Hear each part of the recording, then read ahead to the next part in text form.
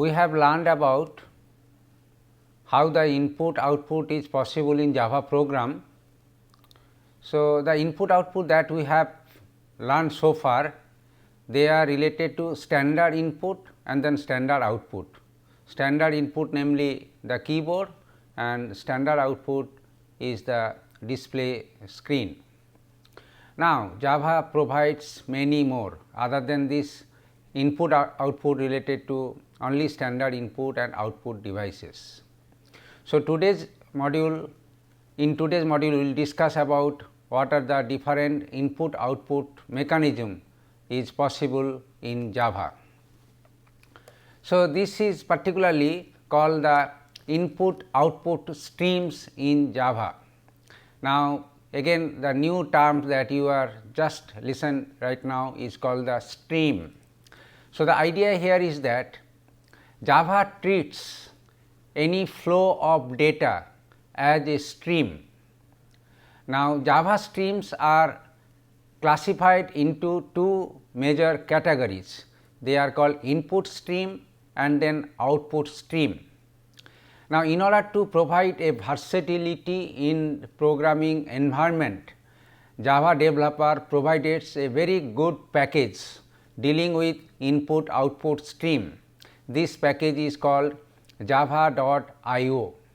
So, java.io can handle many what is called the types of devices for the source of input as well as many destination devices for the output. For example, the keyboard, mouse, memory, disk, network, these are the input from where data can be collected. Similarly, data can be streamed into other devices like display unit, printer, memory, disk, network like this one. So, there are so many devices that is possible by which the input output stream can be controlled. As I told you, Java provides the java.io packages to dealing with this input output mechanism. Now, basically the idea about the input stream and output stream is that your program can have any data streaming from any other sources.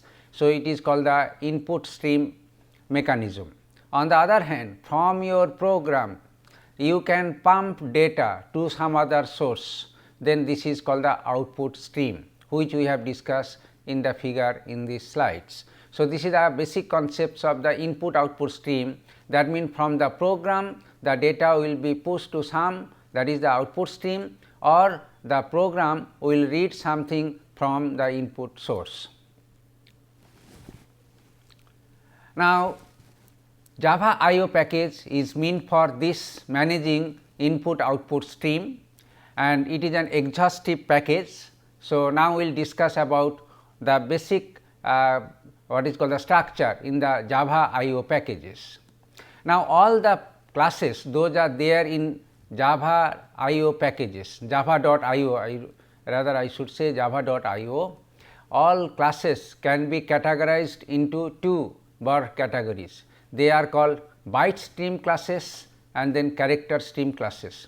These categories is basically divided in case of byte stream classes, the data input output mechanism is controlled in the form of a byte, whereas in case of character stream classes, data input output mechanism is controlled by means of stream of characters. Now, let us have the quick look of the total different hierarchy of the different packages, different classes which are there in this package. We can say that this is the Java stream classes. Now, as I told you, it can be divided into two broad categories, the byte stream classes and then character stream classes. In case of byte stream classes, there are again two categories called the input stream classes and then output stream classes, and so far the character stream classes is concerned, again there are two categories, reader class and then writer class. So, these are the so many classes are there, and essentially all these classes are to deal with the different sources as an input as well as output like memory, file, pipe. Now, pipe is basically related to the network channel. Now, let us first discuss each class individually one by one. So, first let us have a discussion on Java input stream classes, that is there in java.io package. Now, as I told you, input stream classes is basically meant for in reading something from memory or from a file or from a pipe, and as it belongs to the byte stream class, means it will read in the form of a byte. So, here is basically the total classes, those are there in input stream classes. As you see, a large number of classes are there, and all these classes can be mentioned like the file input stream, then piped input stream, filter input stream, byte array input stream, sequence input stream, then string buffer input stream, and object input stream. Now, here basically so many classes belongs to input stream class, because they are basically to deal the different input in a different manner. For example, byte array input stream class is basically how to read a data from an array which is stored in memory. It is just an example. There are so many classes like. As an example again, filter input stream class, if we consider, there are again many different classes belong to this class hierarchy. It is for example, data input stream, data input stream, buffer input stream, pushback input stream, etc. So, we see that there is a lot of classes, and I have just mentioned only one type, it is called the filter input stream. Likewise, byte input stream, there again other sub classes are there. So, our objective here will be to learn, it is not possible to learn all classes one by one, but at least some classes we can learn which are most frequently used. Now, so input stream classes, as I already mentioned, that it belongs to the byte stream classes. This means it is used to read 8-bit bytes, and it supports number of input related methods, and few methods which I have mentioned here, which are very common in any programming, like say how we can read a byte from an input source, how we can close an input source, how we can make a position of streaming in an input source, and it is skipping ahead into some, if we want to read the input one source not in a sequential manner, rather in a random manner, and then we can also find total number of bytes in a stream, etc. There are many such methods which includes in the input stream classes to process it, and the methods basically belongs to all classes are overridden method. For an example, the read method that can be used for any, say for byte array input stream, we can use the read array method for that. It is basically the overridden method, those are there in each classes. So, in general, a read method, as we see, that read a byte from the input stream. Now, this is an overridden method, read byte B, that means read an array of bytes into B. So, it will read and store into a temporary location that is there in the program. And read also has the another overridden method like byte B, int n, int m. So, it is basically reading m bytes starting from n and put into the array say B. Available is another method, it says that whether the input stream is currently available or not. Skip is basically for random accessing. So, it skip n means it will skip from the current location to n bytes ahead, and then reset also, reset the reading of location of in the input stream, reset means it will start from the beginning, and then close, basically every stream has to be as it is open. So, as needs to be closed also.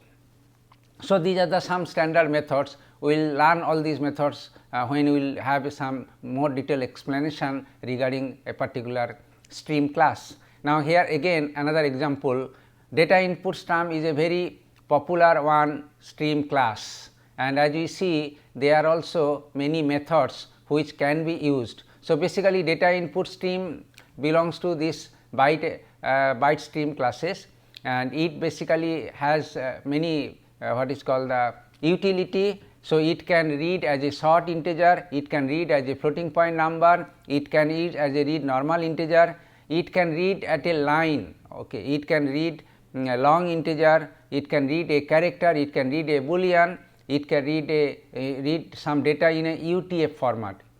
there are many other formats are there. So basically it basically tell that a data input stream, if we have an input, then we can read the data from that input source in a variety of ways. That is why the different methods have been planned, and according to your requirement you can fix that which method you should invoke in order to read a data.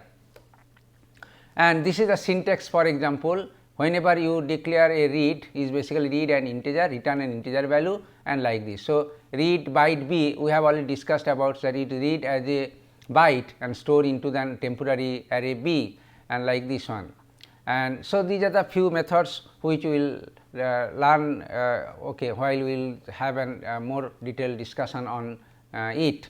And so, method is, for example, long skip, void long skip, our parameter is long integer, and then it will skip to some location depending on the a parameter values passed. Mark int is basically it will mark a particular position in a stream, and then reset, as I told you, it is basically reset the file position, I mean stream position, and boolean mark supported, whether any location stream can be supported or not, it will return true or false like. So, these are the many methods that is required to control our input mechanism. Those are already defined in the input stream class. Likewise, there is class called the Java output stream classes. If the input stream is to read something from the input source, the output stream is just opposite. It will push the data into some output destination. Now, likewise, the input stream classes, it is also belong to the byte stream classes. This means that it will write something in the form of a byte, and this class has again can output data into memory, it can output data into a file, it can output data into a network channel. So, it is same as input stream, but only the thing is that input is taking and output is pushing. So, output stream classes is therefore used to write 8-bit bytes, and like input stream classes, each also supports a number of methods. For example, writing a bytes into an output source, output destination, closing the stream, flushing stream, and etc. Now, like input stream also, it has many methods in it. Now, one particular class belong to this Java output stream is called file, and then there file, piped output stream, buffer output stream, filter output stream. Filter output stream, if we consider, there are again varieties, data output stream, pushback output stream, and like this one. So, it is like this, from different source into the different source, how we can put data into that. So, that is why it is there. For an example, if we consider say byte array output stream is basically tells that how you can put some data into an array in memory. It is an example like this one. So, it is again there are many methods like write method, it basically gives an idea about how we can write a byte into a stream, output stream. Write byte b, it basically say that an array of bytes, how it can write into an output source.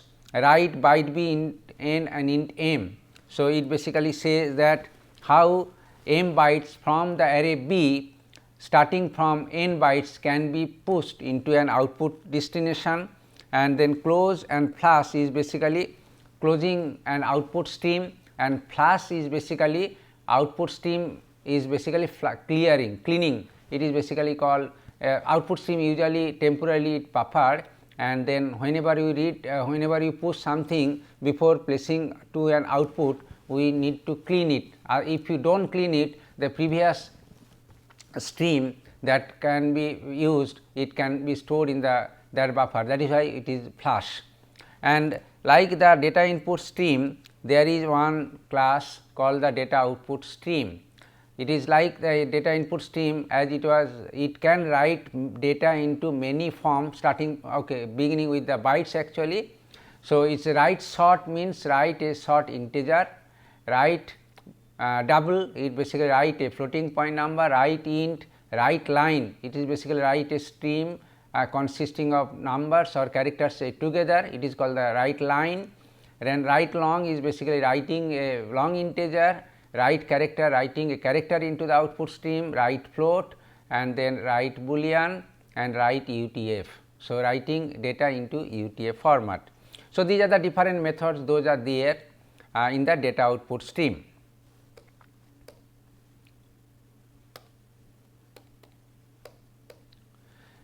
Now, here is basically syntax that write is basically return does not anything, this method it takes a byte b or just simply the byte that needs to be write into an output stream. It is an overridden method. There are 3 different overridden methods as we see, which we have mentioned here, 3 overridden method here, and this is the close method and this is the syntax of the method. Void close, void plus, that means they do not return anything, just do the work for the output stream. Now, so these are the byte stream classes we said, they are reading as a byte form. Now, another way of input output streaming, it is called character stream classes. Now, likewise there are many different methods are there, and broadly all the character stream classes can be divided into reader class and writer class. So, the reader class just like an input stream classes, it will read some data in the form of a character from either memory location, from a file or from a network channel. And write class is basically same as the data output streaming, it basically writes some data into memory or in a file, or it can pass the data into a network channel. Now, so these are the 2 classes and they are mostly in the same manner as this one. The difference is that the byte classes is basically deal the data in the form of a bytes, whereas the character stream classes deal the data in the form of a characters. Now, so reader stream class, as I mentioned that it basically this class is to read characters from some input sources, and it is in many ways very similar to input stream classes. On the other hand, writer stream classes basically write characters into the output destination targets. It is also in many ways very similar to the output stream classes. Now, here is the reader stream classes. So, reading input from some input source in the form of a character, and as we see in this figure, it can read like a buffer reader, it can read like a character array reader, it can read like a file reader, I am reading from a file, it can read just a string reader, read as a string of characters, it can read as a pipe reader, filter reader, pushback reader. So, there are different way that the reading is possible using the reader stream classes, it is mentioned here.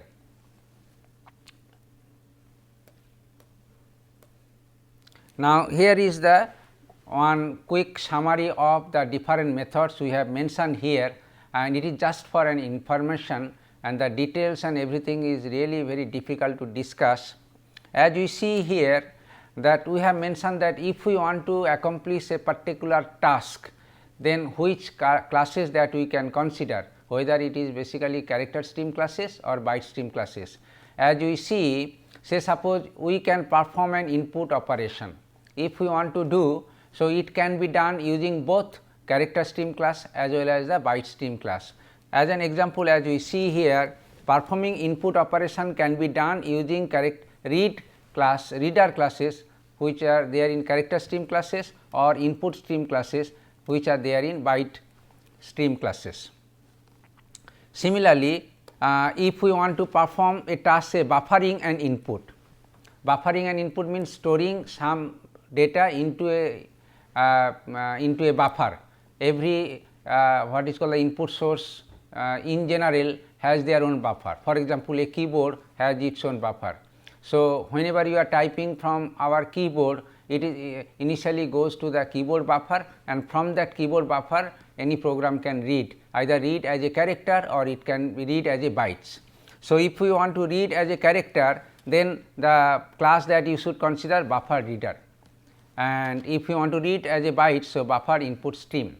This means that if you want to read a buffer, then and by means of say buffer reader, then we have to create an object of the class buffer reader, and then that object has its method, for example read method or the different methods as you have mentioned, and you can invoke the method for that object to complete the particular task. So, it is like this.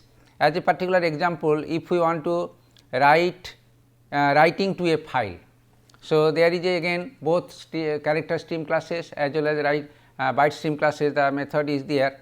As you see, writing to a file has the file writer if we want to use the character stream classes, and then file output stream if we want to use the byte stream classes, like this one. So, this basically gives a idea about if we want to perform, not all, I have mentioned only few tasks, those are very important. These are the different tasks if we want to perform. Then if we want to use the character stream class, then we have to use this one, and if we want to use byte stream class, then we have to use this one.